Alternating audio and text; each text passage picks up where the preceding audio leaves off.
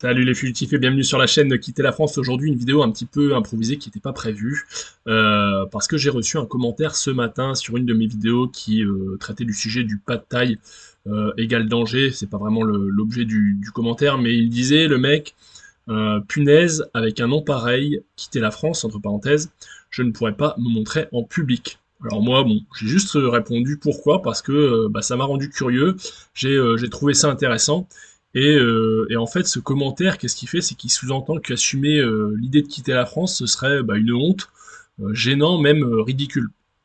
Alors le hasard fait super bien les choses parce que quelques heures après ça, dans la même journée, je suis tombé sur un post de la chaîne Chien Surpris, je sais pas si vous connaissez.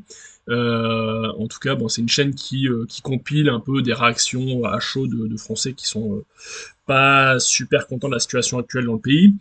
Et ce post tombait vraiment à point nommé parce que c'était quasiment une réponse directe aux commentaires que j'avais eu quelques heures auparavant. Et donc ce post exhaustif et très long de Chien Surpris, il liste en fait toute une série de problèmes assez lourds auxquels doit faire face la France actuellement. Alors ça parle de dette, ça parle de déficit d'énergie, de contrôle de la population, de l'argent en cash, de la surveillance, de la violence de l'immobilier, de la fiscalité, de la bureaucratie, de la fuite des cerveaux, du déclassement, etc., etc. Alors c'est vrai qu'on peut débattre de certains points, je suis pas forcément d'accord avec tout. Enfin, après il y a des éléments un peu économiques, etc. Je vous avoue que j'ai pas spécialement creusé, donc ce qui est avancé, je l'ai pas vérifié, hein. Donc voilà. Mais quoi qu'il arrive, sur le ton global, on peut difficilement donner tort à ce poste, même s'il peut paraître un petit peu alarmiste. Il est vrai que quand on met bout à bout tous ces signaux, bah, la question qu'on doit tous se poser, est-ce que finalement vouloir quitter la France, c'est vraiment une honte ou pas? Ou est-ce que c'est juste une réaction logique et humaine et de survie face à un pays en fait qui devient de plus en plus difficile à comprendre, à supporter et à anticiper aussi, parce qu'en fait il y a des choses qui sortent tous les jours. Enfin bref, on se dit qu'on pourra pas faire pire et puis le lendemain on prend un truc dans la gueule. Donc aujourd'hui, comme vous pouvez le voir sur l'écran, j'affiche ce post de Chien Surpris. On va le parcourir ensemble. Il est relativement long, donc j'ai décidé de le scinder en deux. De la même manière, c'est une première pour moi, on va dire, de faire un peu une vidéo réaction avec un post en parallèle, l'écran splitté là, avec OBS. Je passe par la webcam de mon PC portable, qui est pas une brelle, mais qui n'est pas tout jeune non plus, même si j'avais pris quelque chose qui tient la route à l'époque. Dites-moi si au niveau de la qualité vidéo ça le fait ou pas. Après, voir ma tête, c'est pas le principal. Le principal, c'est surtout le poste qui est à côté. Pareil au niveau du son, là, c'est le micro du PC. Je suis pas sur mon micro portable, on va dire. Mais bon, j'ai fait des essais. Je trouvais que c'était pas trop dégueulasse au niveau du son. Donc, dites-moi en commentaire si le son c'est ok, si la vidéo ça vous va. Ça me permettra de refaire des petites vidéos un petit peu réaction quand je vois des news un petit peu tomber comme ça. Euh, et puis ça permettra surtout de faire ces vidéos de manière assez simple sans trop se prendre la tête. Donc dans cette vidéo, on va traiter la première partie et j'aimerais vraiment avoir vos réactions en fait et vos commentaires sur les différents points qu'on va soulever, pas seulement pour me dire si vous êtes d'accord ou pas, mais aussi et surtout me dire quels sujets vous semblent les plus importants, sujets que je pourrais ultérieurement bien sûr creuser sur la chaîne. Alors que ce soit la dette, l'insécurité, la fiscalité, l'immobilier, la surveillance, en fait, la perte de liberté, un peu le contrôle de la population, le départ à l'étranger, dites-moi ce qui vous branche, et puis je verrai dans les commentaires ce qu'il y a, ce qui revient le plus souvent pour éventuellement faire des vidéos.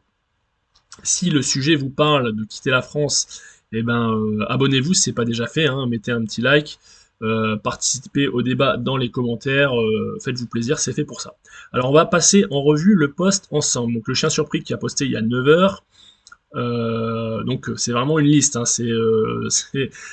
c'est assez difficile en fait quand on lit ça de se dire bon bah finalement on n'est pas si mal que ça en France. Bon après ça énumère et ça liste principalement les problèmes et non pas les atouts du pays et les atouts ouais, de vivre en France.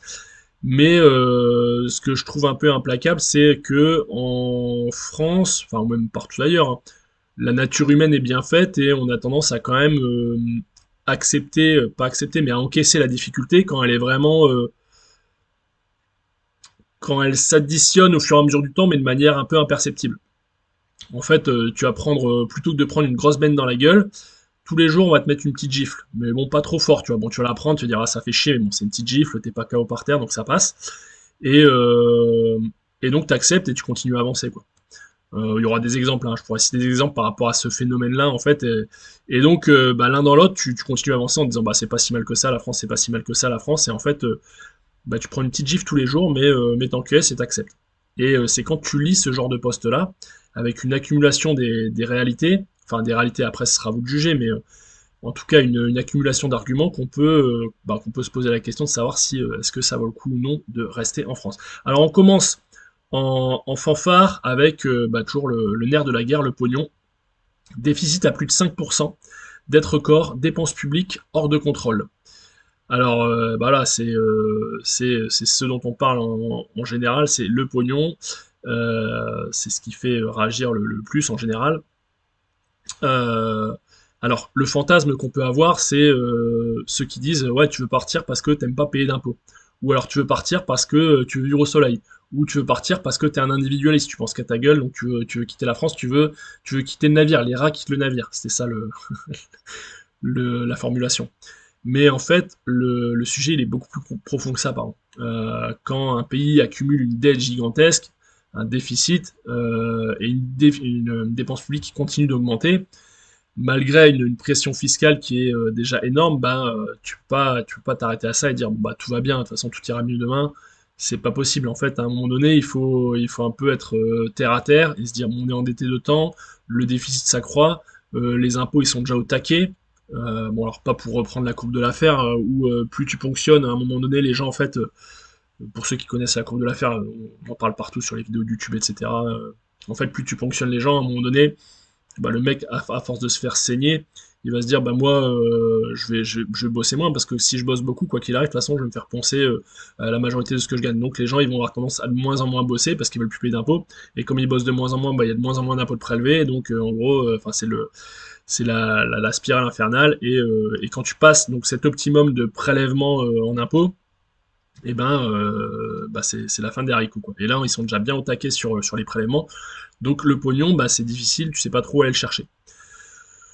Donc, bah voilà, on accepte de payer parce que, en théorie, on a des bons services publics, l'hôpital, l'éducation, etc. On est OK pour financer ce système parce que, encore une fois, en théorie, on récupère quelque chose en échange. Mais le problème, c'est que bah, de plus en plus de Français ont l'impression que ils payent pour un service en face qui se dégrade. Bah, ça, il n'y a pas besoin de. Je pense qu'il n'y a pas il y a pas à argumenter là-dessus. Je pense que tout le monde sera d'accord pour dire que c'est la merde.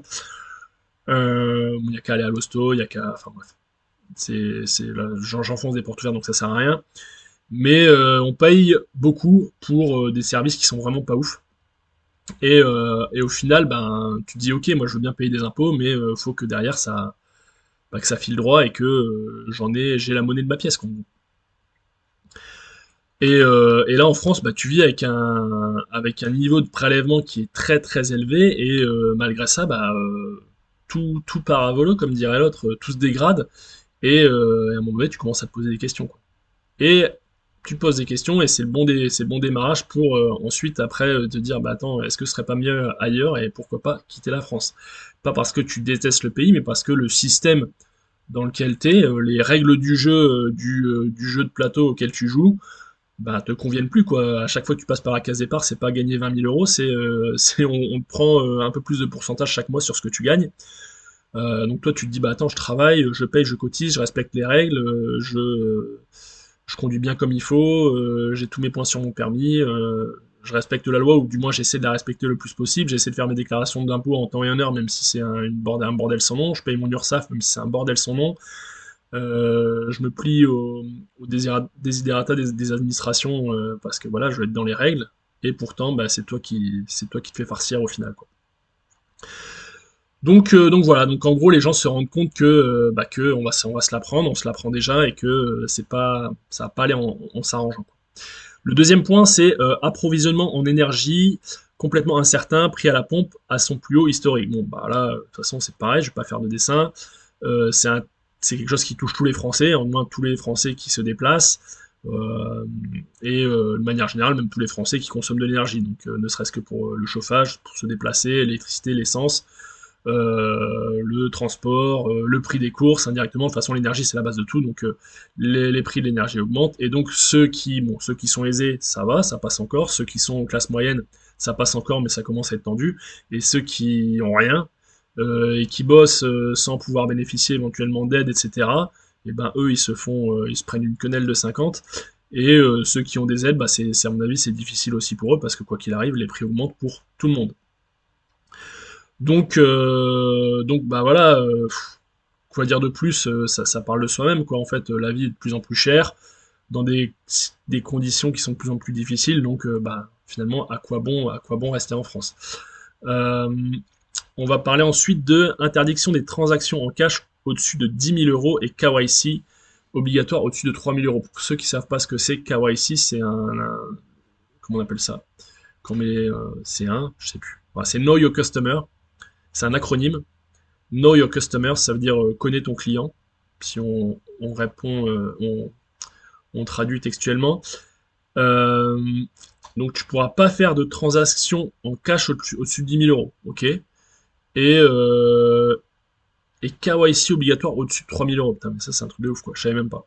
Je savais même pas, tu vois. Mais c'est vrai que moi, dernièrement, tu vois, j'ai fait des transferts pour des artisans, etc. Et t'es bloqué à 5 000 balles, t'es bloqué, enfin par jour, je crois, je sais plus où c'était ouais, par jour. Après, ça dépend des cartes bleues que vous avez, etc. Mais d'un point de vue légal, t'es quand même assez limité, faut justifier, etc. Alors que c'est ton pognon, enfin bref, c'est génial. Et donc, bah, ce qui est mis en avant, en fait, en général, c'est il faut lutter contre le... Ah, je suis pas centré depuis le début, je suis pas centré. Parce que j'ai un retour avec OBS, bon, bref, on s'en fout. Et il faut lutter contre la fraude, en fait, c'est ça le blanchiment, etc. Parce que voilà, on est tous des gangsters en devenir, donc il faut tout contrôler, tous les flux financiers, faut savoir ce qui se passe. Bon, en fait, bon, voilà, vous savez tout ce que c'est un gros pipeau. Le but c'est de savoir où va l'argent, comment circule l'argent, dans quelle main il est. Et il faut surtout pas qu'il y ait de cash, il faut surtout pas qu'il y ait de black. Donc bah voilà, c'est encore une fois, c'est une étape de plus de contrôle en fait entre les gens. Et on est fiché de A à Z. Et ça fait une bonne transition parce que on a lancement de l'euro numérique et tentative de contrôle total sur la population selon le modèle chinois. Euro numérique, j'avais fait une vidéo à ce sujet qui date, vous pouvez la revoir dans mes vidéos, je parle de l'euro numérique. Mais bah, c'est pareil, hein, ça va être, on va prendre les avantages de la crypto-monnaie, enfin, on va prendre la technologie de la crypto-monnaie pour contrôler un peu plus les gens, alors qu'à la base, la crypto, c'est justement un vecteur d'émancipation et de liberté pour affranchir les gens de l'utilisation des banques, entre autres, et sécuriser les transactions et faire en sorte qu'il n'y ait aucune inflation possible par le mécanisme en fait, des crypto-monnaies. Euh, donc voilà, donc là encore une fois, ça va être plus de cash, plus de cash et puis bah, du pognon qui est programmable avec potentiellement en fait un droit à dépenser votre argent dans des choses qui auront été jugées bonnes pour vous, ou l'interdiction de dépenser votre argent dans d'autres choses qui seront considérées comme mauvaises pour vous. Enfin bref, voilà, encore une fois du flicage, encore une fois un contrôle dans une belle démocratie hein, qu'est la France. Donc voilà, c'est encore une fois du contrôle, encore une couche de contrôle sur nous. On continue avec le contrôle, avec une loi pour permettre au gouvernement de geler unilatéralement les avoirs financiers de quiconque sous couvert d'incitation à la haine, discrimination. Bon, je sais pas trop ce que ça veut dire. Alors ça veut dire que quelqu'un qui aurait des propos en public, je pense, voilà, alors après c'est hyper d'incitation à la haine, discrimination. C'est encore une fois, c'est hyper subjectif. Là, on parle de français, quoi. Qu'est-ce que l'incitation à la haine?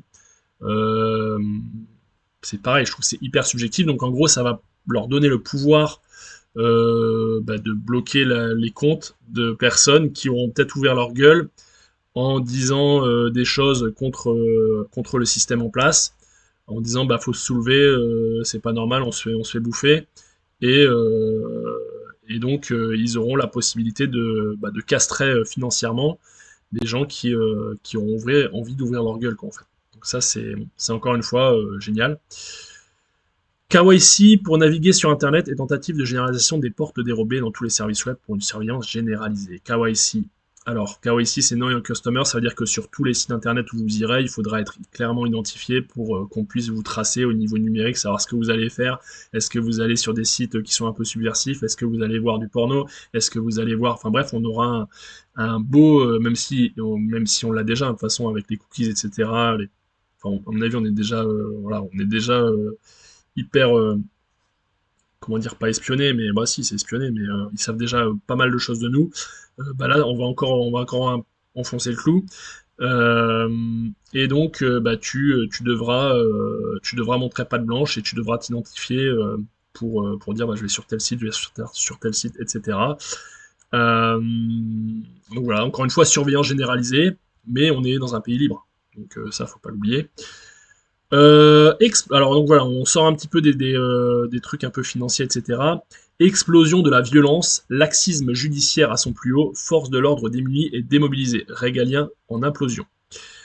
Alors bon là c'est assez fort, hein. On peut nuancer un peu la formulation, mais on peut pas non plus nier que bah il y a des soucis un peu de sécurité en France. Moi j'ai la chance de vivre dans une petite ville et dans un quartier qui est plutôt calme et agréable et donc je la constate pas au quotidien. J'ai la chance de ne pas la constater au quotidien, mais quand j'en discute avec des gens qui vivent pardon, dans des plus grandes villes, bah forcément je ne parle pas de Paris, c'est pas la même. Et encore une fois, Paris, à mon avis, ça dépend des quartiers. D'ailleurs, dites-moi s'il y a des Parisiens là qui regardent les vidéos, qu'est-ce que vous pensez de la sécurité ou de l'insécurité? Euh, Moi, c'est pas quelque chose que je vis vraiment dans la ville où je suis. Maintenant, bah, après, comme tout le monde, hein, on voit dans les médias, sur Internet, etc., les coups de couteau, les ceci, les cela.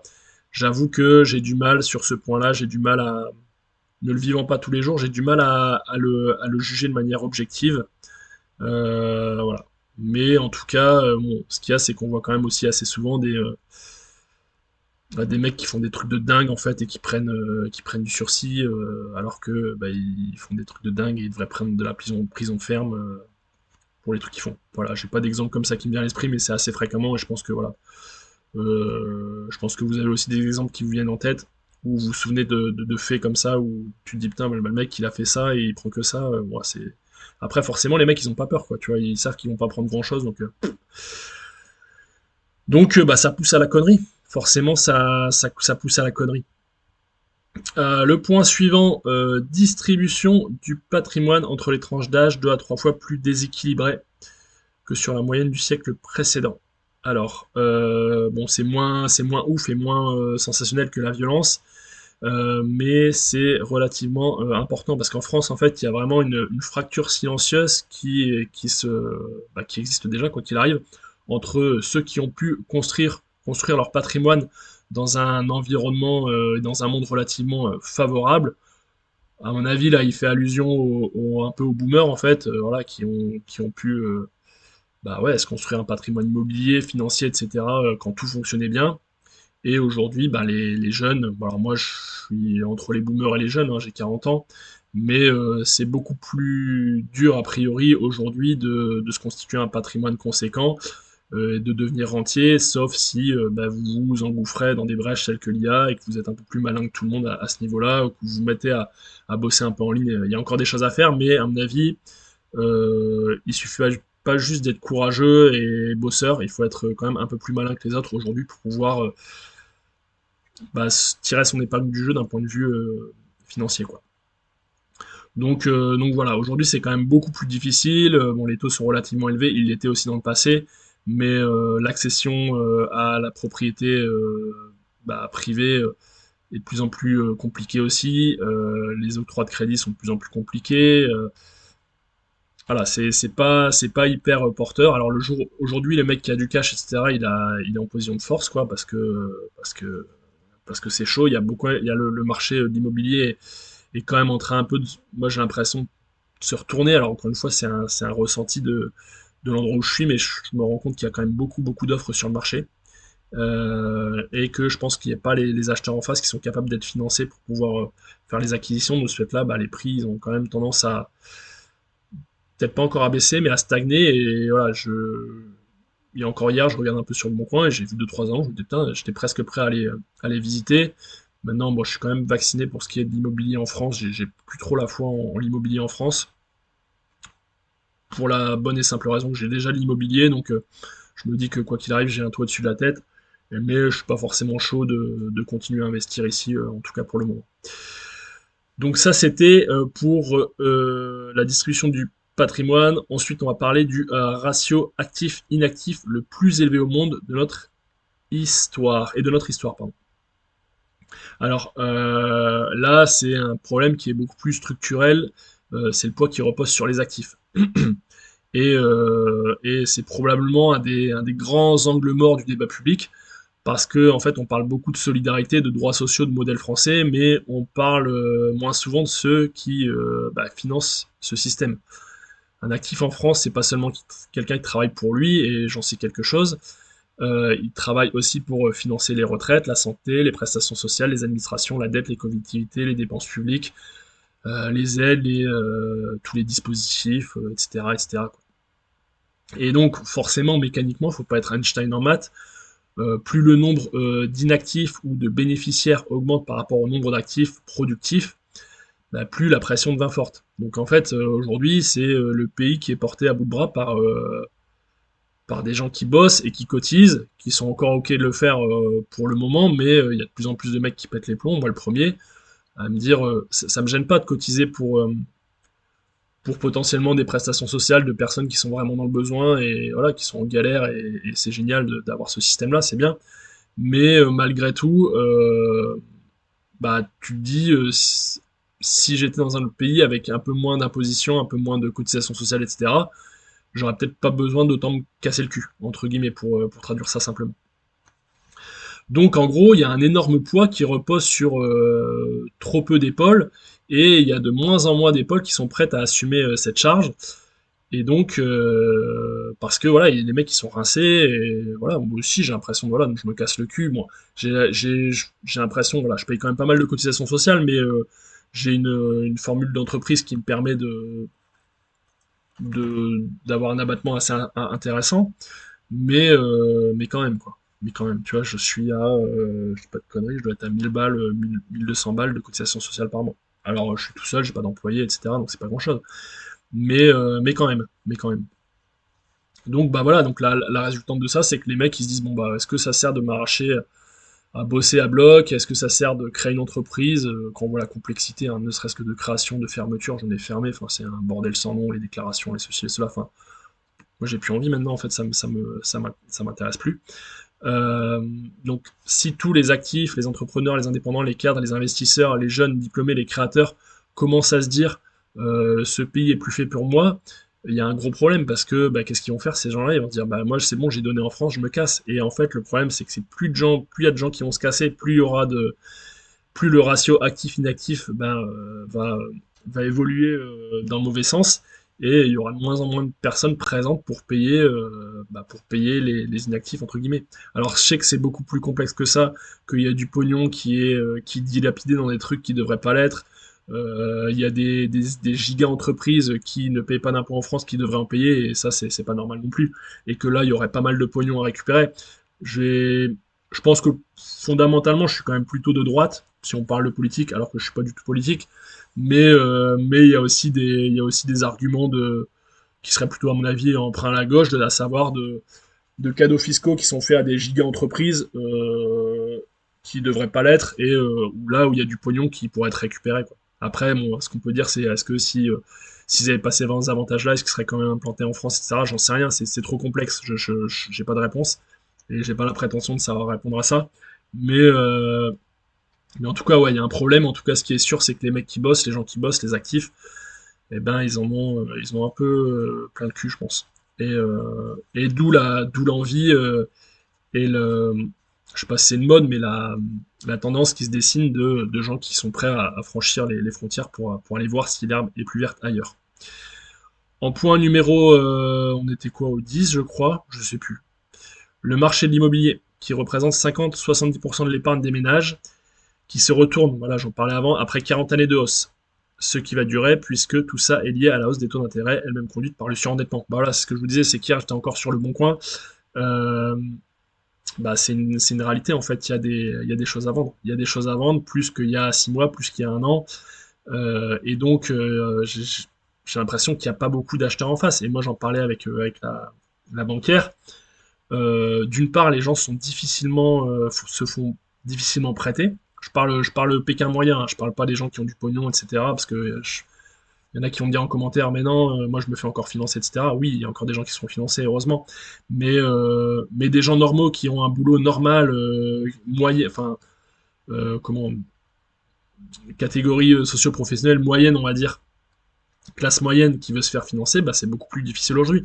Et les jeunes, même s'ils ont des situations aujourd'hui, alors encore une fois, c'est du ressenti, j'en parlais à la banquière, elle me disait, les jeunes, ils en ont rien à foutre. En fait, les jeunes ont capté que, potentiellement, ils ont capté que la retraite c'était baisé, il n'y aurait pas de retraite. Ils ont capté que ça va être compliqué pour eux dans les années à venir. Et donc ils sont en mode, ben vas-y, j'ai qu'une vie, je crame tout, je fais des crédits pour me payer une bagnole, je fais des crédits pour aller en vacances à Ibiza, enfin c'est des gros clichés hein, ce que je vous dis. Mais entre guillemets, ils ont plus envie d'investir en fait. Donc en gros, il n'y a pas ces acheteurs-là sur l'immobilier. Les classes moyennes, elles n'ont pas forcément les moyens parce que les taux ont explosé, donc ils peuvent prétendre à moins en acquisition. Donc il y a beaucoup de biens qui se retrouvent sans acheteur et mécaniquement, bah, ça va driver les prix vers le bas, ce qui est une opportunité pour les gens qui ont du capital et de l'argent, mais encore une fois, ça creuse le fossé entre les personnes qui ont su accumuler dans le passé, les personnes qui ont aujourd'hui 50-60 ans, donc enfin, c'est même pas c'est des jeunes boomers, on va dire, mais qui ont pu se constituer un capital et qui aujourd'hui ont des patrimoines relativement élevés qui leur permettent de continuer à accumuler du patrimoine en ayant du cash pour pouvoir faire des coups de fusil en immobilier. Donc bah, la symétrie se creuse. Et donc, bah, ce qui donne encore plus envie finalement de se barrer, quoi. Donc voilà, bon, je vais pas faire toute la liste parce que voilà, il y en a vraiment pas mal. Je pense que je ferai une seconde vidéo. Dites-moi en commentaire si ça vous a parlé cette vidéo-là. Vous pouvez réagir hein, sur les différentes thématiques que j'ai abordées. Donnez-moi votre avis sur les questions. Euh, voilà, moi c'est vraiment, je lis ça d'un point de vue très subjectif forcément, même si je pense que beaucoup de ces points